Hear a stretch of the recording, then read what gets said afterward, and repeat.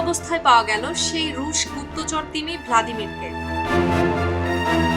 2019 সালে রাশিয়ার সামুদ্রিক সীমান্ত থেকে প্রায় 300 কিলোমিটার দূরে নরওয়ের উত্তরে ইনগুয়া দ্বীপের কাছে ভ্লাদিমিরকে প্রথম দেখতে পাওয়া যায়। দ্বীপের কাছে জেলেদের নৌকার পাশে হঠাৎ সাদা রঙের এই প্রাণীটি মাথা ভাসিয়ে তুলে উঁকি দেয়। দৃশ্যটি বিস্ময় সৃষ্টি করে, কারণ সাধারণত দক্ষিণ আর্কটিক সাগরের এই অংশে সাদা রঙের বেলুগা তিমি প্রায় দেখাই যায় না। বিস্ময় আরো বেড়ে যায় যখন দেখা যায় তিমিটির শরীরে শক্ত করে একটি বেল্টের মতো কিছু একটা বেঁধে দেয়া আছে। জেলেদের কাছে প্রথমে মনে হয়েছিল তিমিটি হয়তো বিপদে পড়ে সাহায্য চাইছে। একজন জেলে খুব সাহস করে পানিতে নেমে পড়েন। তিমিটির শরীর থেকে উদ্ধার করে আনেন বেল্টের মতো একটি জিনিস।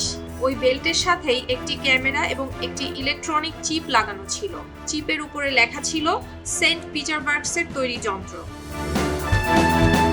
তখন জোয়ার হেস্টেন নামের এক জেলে ছবি তুলে সেটি অউডান রিকার্ডসেন নামের একজন সমুদ্র জীববিজ্ঞানীর কাছে পাঠান। ওই বিজ্ঞানী তখন সাহায্যের জন্য নরওয়ের মৎস্য বিভাগের শরণাপন্ন হন।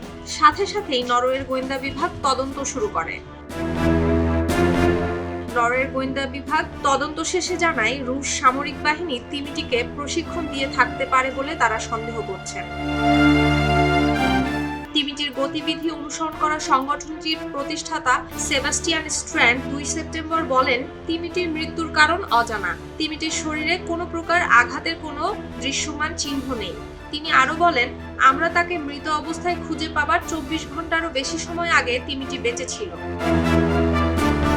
সেবাস্টিয়ান আরো বলেন, তারা তিমিটির মরদেহ উদ্ধার করে পরীক্ষা নিরীক্ষার জন্য ঠান্ডা জায়গায় সংরক্ষণ করেছেন। ভেটেরিনারি ইনস্টিটিউট এটির পরীক্ষা নিরীক্ষা করে সমস্ত তথ্য পরে জানাবে। রুশ প্রেসিডেন্ট ভ্লাদিমির পুতিনের নামের অংশবিশেষ নিয়ে নরওয়েতে তিমিটিকে ভ্লাদিমির নামে ডাকা হতো।